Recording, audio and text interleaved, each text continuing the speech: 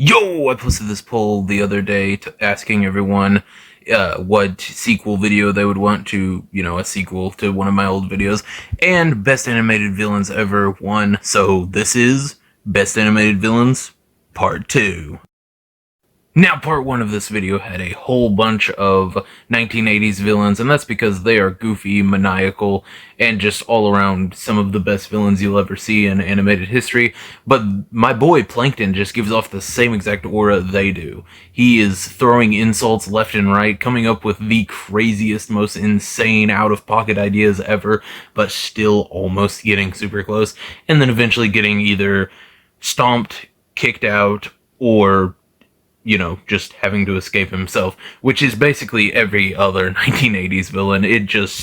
Plankton is the perfect villain for the 1980s era, but wasn't made in the 1980s era, if you know what I'm saying. He's up there with Cobra Commander whenever it comes to that type of stuff.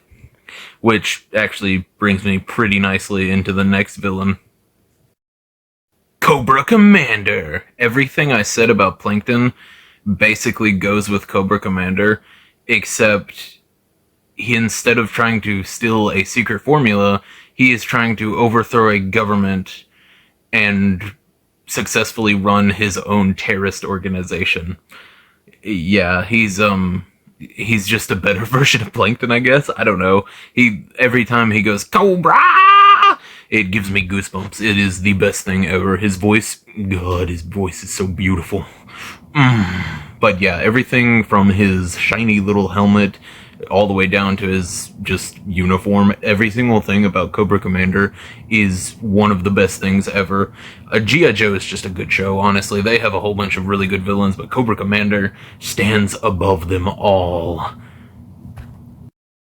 Now let's jump from Cobra Commander all the way over to him from the Powerpuff Girls. That makes a lot of sense whenever we compare the two. Him is basically a slay girl boss queen from Powerpuff Girls. If you know who Mr. Mxyzptlk, oh my god, that man has a dumb name. Jesus. How does he say that backwards to get teleported away? Jesus. Okay, he's basically him. Oh my god, him is basically him. This is gonna be a hard one, isn't it?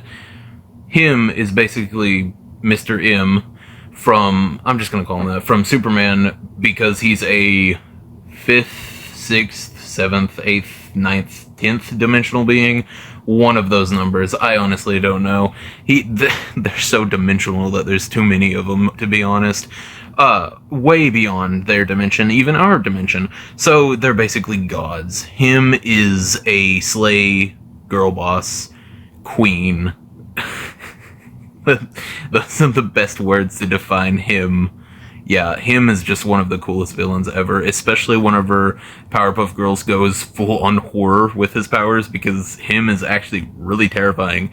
There's a lot of scenes where he lets you know he could kill everyone in that universe, and he just decides not to because he's having too much fun. Okay, let's go from him to Aku. That actually makes pretty good sense, to me at least. Well, this picture right here of Aku makes sense for that.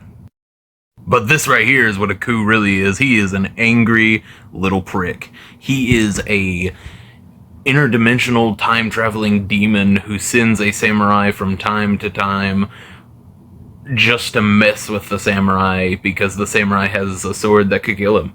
That's genuinely what he is. Aku is one of the coolest villains ever, not even just the design-wise. I mean, seriously, look at that. It's a shadow with horns and a beard of fire and eyebrows of fire, and the green, it looks like a tiki mask for his face. Just one of the coolest designs ever, honestly. And I don't know who the voice actor is, but they were cooking when they played Aku. Aku is one of the coolest villains ever, which, I mean, obviously he's on, Best Villains in the World Part 2, but, that's besides the point.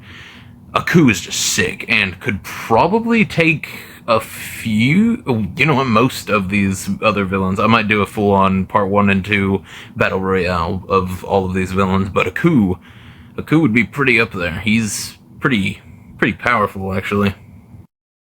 Okay. I know some of you saw this picture and automatically turned off the video. That's fine. Velma the series is awful. I actually haven't watched a single episode. I don't really feel like it. I love Scooby-Doo, but that show just does not look good. I made an entire video talking about Scrappy-Doo and how much I love that man, and how he literally saved Scooby-Doo in the 80s or whatever. Yeah, this right here, this is the Scooby-Doo that saved the world. Not even just Scooby-Doo. He killed Velma in season 2, and God bless this beautiful little puppy. Puppy power. Okay, this villain isn't really one of my favorite villains. It's just something that I wanted to bring up because I really like how this villain fits into the story of Ben 10. This is not a Kevin 11,000. This is Kevin 11,000. If you don't know who Kevin is one of Ben's best friends and dating his cousin. So I mean, yeah, him being a villain is kind of a problem, but luckily this is a future variant that has been written out of time, basically, at this point, because time has been flip-flopped so much. Time is a, converging road or whatever, split off into multiple paths, that stupid thing. But yeah, this is basically what Kevin would have happened if Ben wouldn't have accepted him into the team and everything, and it actually looks pretty sick. This is a really good design for his ultimate form. But yeah, this is just, I like this because, he looks cool, and it gave me one of my favorite scenes in Ben 10, which is the Ben 10,000 scene where he hits him as, way big. I almost called him ultra big. I'm on an Ultraman kick right now. But yeah, way big hitting him is one of the coolest scenes ever. I actually made an edit. It's on the, oh my god, on the channel if you want to watch it. Forgot what the word was for a second, but that's fine. But yeah, if you want to watch that, I don't care. You can go over there, like it, subscribe, all that stuff. But yeah, this is just a really good look at what Kevin could have become if Ben didn't accept him into a team, and I think that's cool. Ice King is a character that can be a fun, goofy old guy who's honestly kind of a real hero, but he can also be the creepiest old man you've ever seen, kidnapping women, terrorizing villages, and freezing the entire world. Yeah, Ice King is a complicated creature, I guess is the best word to say. Yeah, he's complicated and actually just completely insane. Yeah, he's really cool. Learning about his backstory and everything was really fun in the series. I thought it was really cool. Everything about Ice King is really cool, I think. Even whenever he's a full-on villain, he's at least funny enough to make it seem like he's too insane to be committed for crimes, I guess. I don't know, honestly. Yeah, I don't know. He's a creepy villain and a really funny dude, so I mean, is he even really a villain at the end of the day? No, not really, because the crown has made him insane, but I wanted to put him on this list just because he's one of my favorite characters from Adventure Time, so I mean, yeah, Ice King is cool. Okay, we've got to talk about one of my favorite characters in He-Man, Merman. Oh god, look at that sexy fish man with those beautiful little fish lips. Okay, that was a weird thing to say. I think we can just blame the movie Dagon for that one. But yeah, this is one of the coolest villains, or coolest characters in He-Man in general. I love fish people. Not for the creepy Dagon thing that I just said, but like, just in general. You know what? It kind of is Dagon's fault. I think fish people are cool because H.P. Lovecraft made them sound so cool. And a lot of other, like, genres make them look really, really cool. Like, not even just Lovecraftian stuff. It's like mythology in general make them look super cool and everything. I don't know. Fish people are cool. And the 80s version of Merman is absolutely amazing. And I remember absolutely loving the 2002 version of him, the He-Man and the Masters of the Universe version of him, because this is just a really cool redesign. Perfect, honestly. The Netflix series Masters of the Universe, I watched the first season. Don't know if the second season ever came out. Yeah, they didn't give him the fishy voice, where he's like, my name is where it sounds like he's gurgling water every time. I feel like the voice actor probably did gurgle water. The 2002 series kept it way better with the actual keeping it how the 1980s one was, while also building upon it, I'll probably make a full-on video about the 2002 one versus the Netflix one, because, yeah, the Netflix one took everything, turned it upside down, shook it around, made it way different, but the 2002 one stayed true to its roots and built upon it, honestly, and made it really good. Both versions of Merman are perfect, but yeah, this is just an amazing villain. Just look at his design, and the voice I just did doesn't really, sound very good, but if you watch the series, either of them, you'll probably fall in love with his voice. It's just really goofy and fun. One He-Man villain to another. Yeah, this is kind of a She-Ra villain, He-Man villain, you know what I mean? This is another one where Netflix made a version that's lesser, except I actually kind of like the She-Ra series. I didn't grow up with the 1980s She-Ra series, but I actually really liked the 1980s version, and I really like the Netflix version. I think I watched all of them. They might have come out with new ones since we got rid of Netflix. I honestly don't know, to be honest.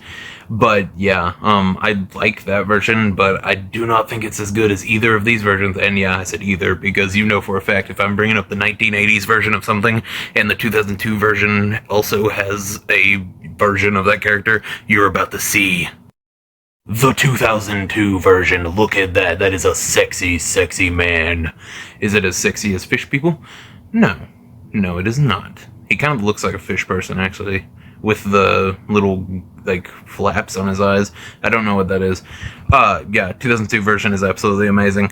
I'm actually probably gonna make an edit of the Hordak from that version, because just look up Grayskull versus Hordak and you'll see the entire scene.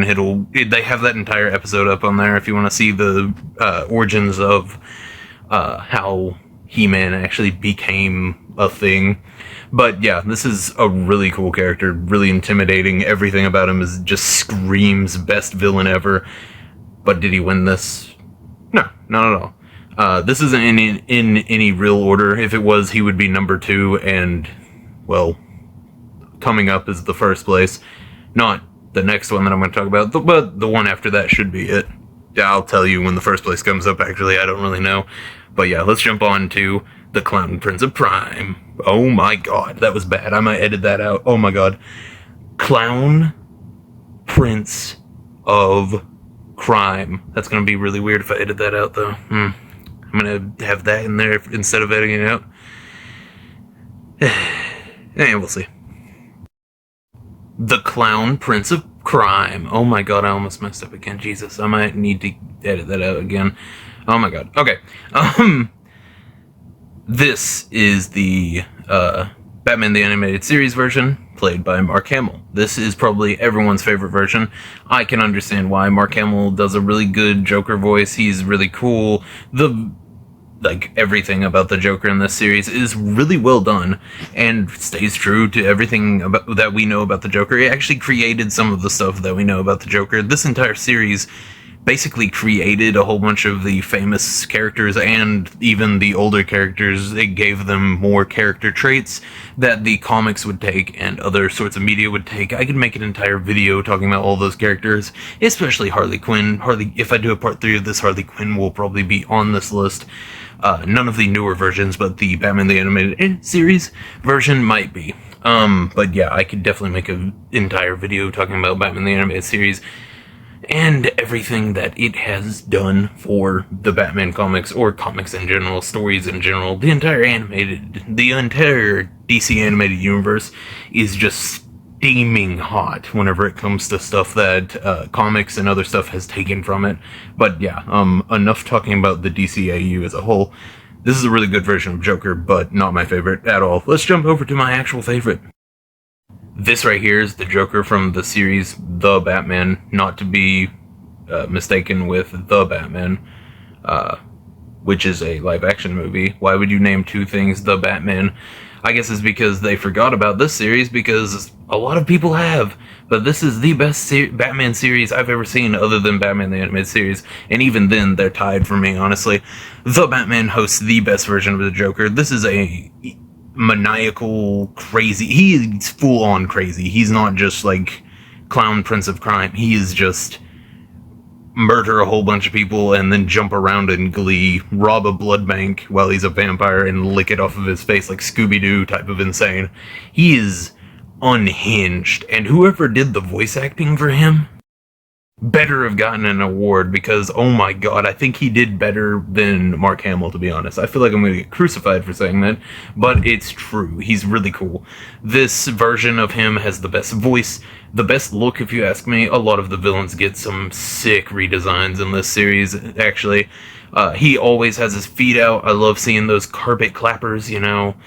I'm a big Joker feet type of guy, you know, show me them toes, Joker. That's what I always say to Mark Hamill. But yeah, this is just one of the best versions of Joker ever. And he can actually fight. That's new. I mean, a lot of versions of Joker can fight, but this dude is like Harley Quinn type of fighting, except more erratic and insane and foot-like. Okay, all of the others on this list have absolutely no real order, but this one is absolutely at the top of the list. This would have been the top at part 1 of this video, but I honestly just wanted to give some shoutouts to some random ones that I don't really see get a lot of love, or ones that get a lot of love but deserve even more. So yeah, if you don't know who Vilgax is, he's basically a Lovecraftian-inspired alien, in looks alone. Everything else is kind of Darkseid, kind of any other huge villain in DC or Marvel, I guess. He's kind of Darkseid, kind of Marvel, not Marvel, Thanos, kind of everything. He's just a conqueror that goes around. In the original series, he tries to get the Omnitrix. He is introduced by him jumping down, beating the crap out of every single one of Ben's transformations, and then absolutely bodying Ben, capturing him, and taking him up to his spaceship and trying to get the Omnitrix off of him in the most painful way possible, just because he doesn't like a 10-year-old child. And he wants what's on his wrist. It'd be like me beating up a 5-year-old child to get their Spider-Man watch. Would I ever do that? Yeah, probably. But would I be anywhere near as cool as Vilgax? No, probably not. Maybe. Who knows? Maybe it's a really hated 5-year-old. But yeah, this is just the best introduction to any villain ever. Vilgax's voice is amazing. His look is perfect. Everything about Vilgax is amazing. He is basically a better version of all of the other characters that I brought up, talking about who he's inspired by. It's basically just a better version of all of them. He has a whole bunch of different versions of them, which, I mean, honestly, this is the only version that I really love. All of the other versions are cool enough, but they kind of lose their intimidation. The one after this goes full-on Darkseid ripoff, with just being a planet conqueror instead of a really cool, intimidating villain. The one after that is Omniverse, and then the one after that is... I don't know, man. I don't even recognize that one. That might be the remake Vilgax. But yeah, the original one is absolutely the one I'm talking about right now. They all have something good about them, but the original Vilgax takes everything good about all the other versions and puts them into one creature, which makes him better than every other villain ever, to be honest. I just love him. He's really cool. He's, like I said, he's Darkseid and all of the other really big planet buster type of enemies from Marvel and DC that are really intimidating and just violent. Just everything about him is awesome. I mean, I don't know. I could make an entire video talking about Vilgax, but yeah, I'm just gonna end it with this right here. Vilgax is the best villain ever, period. I don't think there will ever be a villain that comes out that has a better introduction ever. There might be some that come out that are more intimidating, creepy, strong, stuff like that, but none of them will have as much of a presence with their first debut as Vilgax did. He's just way too cool. The cool factor is off the charts, to be honest. He's just the best villain ever. But yeah, yeah, he's my favorite villain. He's the best villain ever. I probably won't be making another part to this because we've just now figured out who the best villain is, and it's Vilgax. Okay, tell me what you think. about this. Tell me who your favorite villain is. Like, subscribe, do those last two definitely. Video over. Goodbye. See ya.